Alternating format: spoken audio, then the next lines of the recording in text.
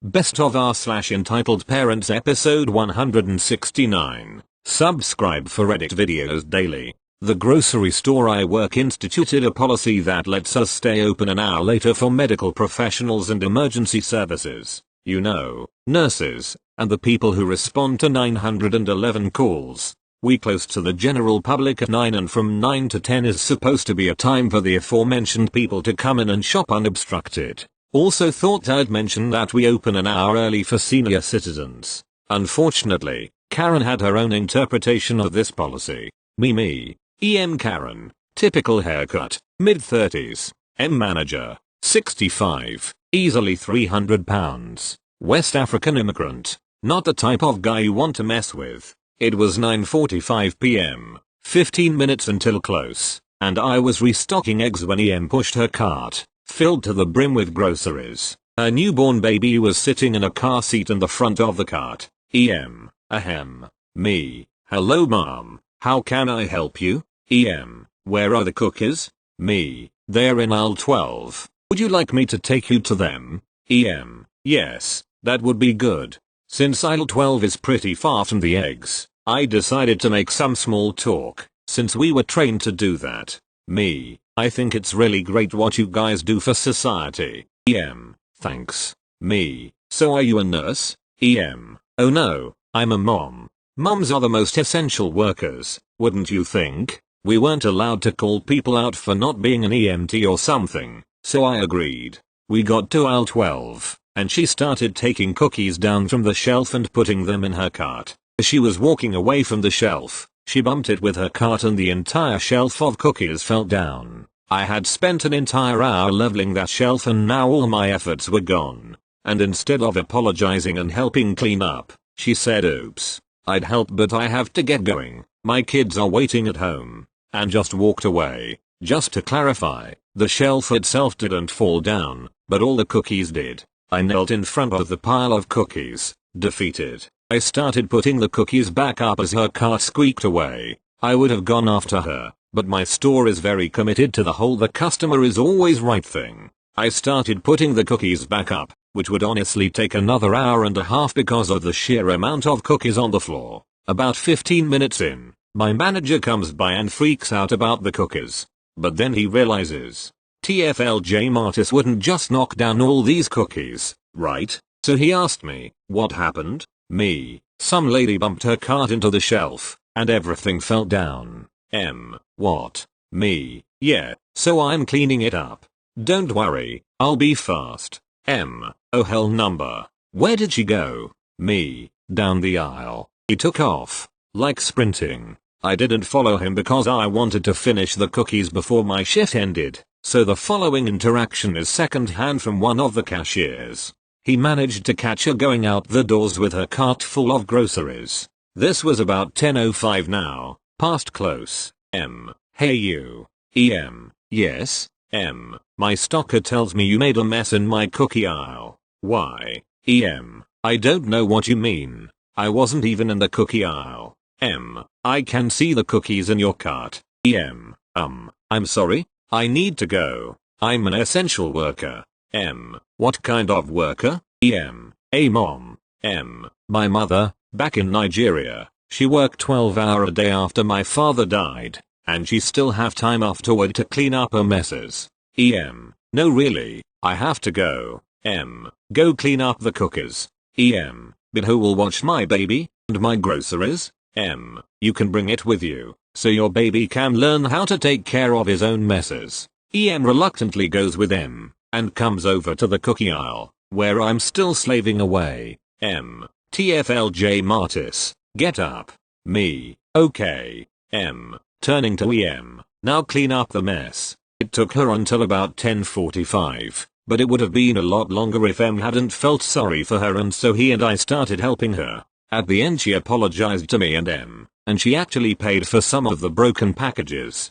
We helped her take her groceries to her, where apologized profusely again. I'm happy there was actually a good ending to this, and Karen ended up learning her lesson, and apologized. I just wish it was like this for every Karen. TL. Dr. Karen knocks over a bunch of cookies, ends up forced to pick it all back up, apologizes. Thank you, Next. No matter what I want, my mom will always do the opposite. She was going to pour sweet cream into my orange juice and I said number. She picked the cream bottle up and opened it and acted like she was going to pour it into my drink. I said no, I don't want milk in my orange juice, that is disgusting. She kept THR bottle open, pour position above my drink, and I said no again. She did it anyways. I told her I did not want that. I don't know why she insists on doing everything I say no to. Now she has ruined my drink. She drank it and kept saying it's like an orange Julius. It's an orange Julius. It makes me so mad that I can't even say no to something that simple. Thank you. Next. This is a story about my own entitled dad. TL. Doctor will be at the bottom. I'm on mobile, so sorry for formatting. Some background. I have a twin brother. When my parents divorced, my dad wanted to split us down the middle and like possessions, but neither of us wanted that, and my mom thought that was stupid because, well, kids and possessions. Due to that, my dad has always been nasty and stopped anything he could on his time. This meant no lessons, sleepovers, vacations, etc. He eventually remarried and had 3 other kids. So while they would get to do fun stuff, my brother and I still could. Now into the main story. When we were about 9ish, my brother got diagnosed with leukemia. For a while it kept getting worse and my dad tried to interfere with his treatments because they fell on his part of the custody agreement every now and then. My mom threatened to take both of us away to begrudgingly my brother got his treatments. Sometimes, as very sick kids do, my family got approached by Make-A-Wish. My brother wanted nothing more than a family vacation to Disney for me, my mom, and himself. Well, with Make-A-Wish for trips like those, the non-custodial parent has to agree to. And this is where my dad got to be a prick. He was in the hallway of the hospital screaming at my mom while I was in the hospital room with my brother, but I could still hear them. It was a good while ago, so all quotes might not be exact. ED equals entitled dad. M equals mom. ED, there's no way in hell I am agreeing to you 3 getting a free trip to Disney. I don't care if it was even just him. He might not be here much longer. ED, well, it's not fair. If he gets to make a wish, he should be a good boy and give it to me and his other siblings. You and Op can stay home. He doesn't want to bring all of you guys. He specifically said he wants OP and I with him. ED, well, if he wants to go, he better be a big boy and either bring everyone or make my kids get to wish to go. He has cancer. ED. He is getting this because he is dying. I would 100 times over take him healthy over getting a trip to Disney. ED, he has his options. It's not fair to us for you 3 to go and disobey the custody agreement again. I have 3 kids and a wife at home, so you either find a way for them to go or none of the kids go. After that, my mom just came in and started bawling. We never did go to Disney, but my brother did get a phone call from John Cena. My brother also did end up making a recovery and has been in remission for 10 years this July. TL. Doctor. Dad rejects kids dying Make-A-Wish because he can't take his new family. Thank you. Next. Okay, so a bit of backstory. I live in an apartment complex where there are 7 or 8 towers surrounding a central playground. I love cricket and so do most of the kids my age do. So we play on the side of the little kids playground. There are 2 playgrounds and the only open space is next to the little one. To those who aren't familiar with cricket, it's kinda like 2-sided baseball. There are sticks pushed upright into the ground on either side, and from one side a batsman plays one on the other. A bowler throws the ball. This story happened last year and I really wanted to share it. Cast. Me. Ooh. EM. Stupider EMG. Group of entitled parents EK. Hellspawn. Okay, so me and my friends are aware that the place we play is near a kid's playground and they can get hurt, so we play way before the kids start to arrive. Recently, EM moved into an apartment in the complex and has started changing other moms' mindset to just like hers. So basically she has a following of EMs behind her. Anyways, she has a full view of the kids' playground and where we play, and she takes advantage of that. Before she came, we used to play 2 or 3 hours before she came and left just when other kids started to come play. Now, she stays at her balcony, waiting for us, then takes her EK to the park. One day, we were playing as we usually would and we heard footsteps. Lots of them. The following dialogue goes like this. EM takes the wicket/sticks from one side and legit breaks it. Me and my friends. Why did you do that? We were just playing. Your generation doesn't deserve to play sports. All you do is play and I'm sick of it. We played for around 2 hours every week since we were busy with schoolwork. My friend, who's been playing the longest out of all of us, but we play for a few hours every week. OHH you're talking back now aren't you? Now wait and see, tells EK to pull out her wobbly tooth. And I kid you not, she actually did it. She pulled out her tooth and blood was everywhere on the floor. Calls her EMG and after 5 minutes they arrive. She proceeds to tell them that we hit our Hellspawn in the face and knocked her tooth out. The EMG of course believe her and start shouting at all of us. Few bystanders who were watching this unfold from the beginning start laughing out of the pure ridiculousness of this entire situation. They kicked us out of the park for that day. The next day we heard that EM and EK were kicked out of the complex forever. The EMG became sane and now everyone's happy. Thank you. Next. First of all, English isn't my first language and is the first time I post here. All of this happened before COVID-19. Cast. EM. Nice lil Karen EK1. A boy EK2. A girl Emmie. The best skateboarder in the planet F. My friend the second best skateboarder in the planet. We were there skating quietly minding our own business. Suddenly a woman with dyed blonde hair appears with a cooler and her 2 children. She sits in the middle of the square. EM is drinking beer. Here in my country it is legal to drink on the street, and letting her kids run around the square. EK2 was just running. EK1 kept pointing to my skateboard and saying I want. EM just ignored. After a while the EM released the most entitled phrase possible.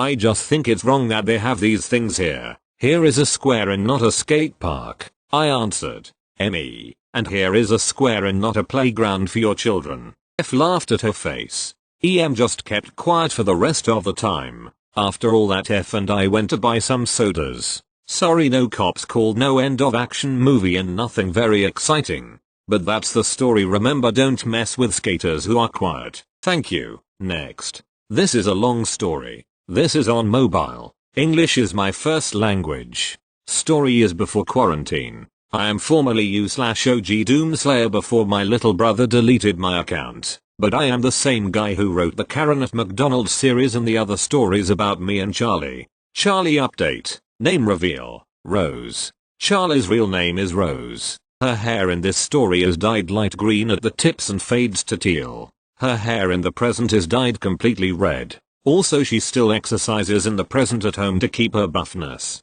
Background. I have met Rose's immediate family, including grandparents, but have never met any of her aunts, uncles, cousins, or the like. Rose's father thought it would be a perfect way to meet everyone at his birthday, and for 44 turning 45, he looked as young as 33.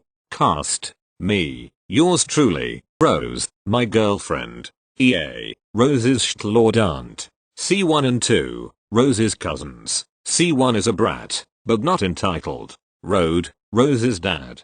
Phase prologue. It was a regular party. We were about to open presents when we all heard screaming upstairs, so Rose and I went up to check what happened. C2 was playing FNAF on Rose's expensive, self-built gaming computer. That was the main problem, but the screaming came from the fact that they were playing FNAF, a game both Rose and I have a deep obsession for. Love you, MatPat. For those who don't know, somehow, FNAF is a series of terrifying horror games. Rose, why are you on my computer? And why aren't you downstairs? We are about to have cake. C1, I tried to tell C2 not to play on your computer, but he was bored. Rose, go downstairs. C1, birthday uncle misses you. C1, okay. C2, I am not getting off. Uncle is boring. Rose, I will make a deal with you. If you get too scared or you die in the game, you have to come downstairs. Okay. C2, fine. I may never come down. I knew from the fact that C2 couldn't open the cameras that he was going to fail. Everything was going as planned. C2 came down for singing and presents and went back up. We went up with him and the game was running, so we knew he was fine. It was fine, at least until C2, screaming bloody murder. Rose, are you okay? C2.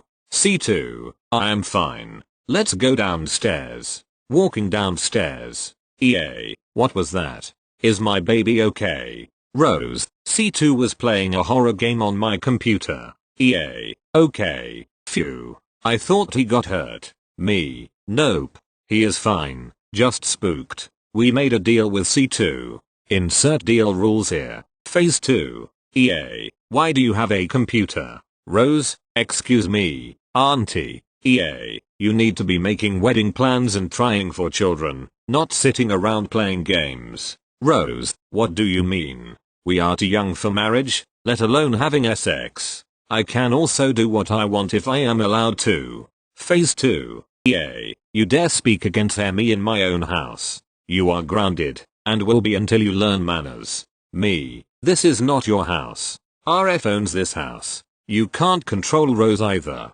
She isn't your daughter. EA, how dare you speak against me? You are banned from seeing Rose and coming into this house. If you don't leave I am calling the cops. Hahaha. I noticed RF calling them first, and didn't tell EA. When she did call the cops she didn't even call them, just pretended. RF, teach yourself manners. If you won't I will kick you out. EA, you can't do that in my house. RF, are you stupid? I bought this house. This is your first time visiting us at this house. They were arguing for a long time, but EA froze when we all heard the short whooroo from a cop car. EA tries to explain a very large lie that keeps contradicting itself. This is my house and these people are trying to kick me out of their house. In the end she was taken away in cuffs, but I don't know what happened to her. I left congratulating RF a happy birthday and kissing Rose, knowing that I wouldn't have to deal with EA anytime soon. TL.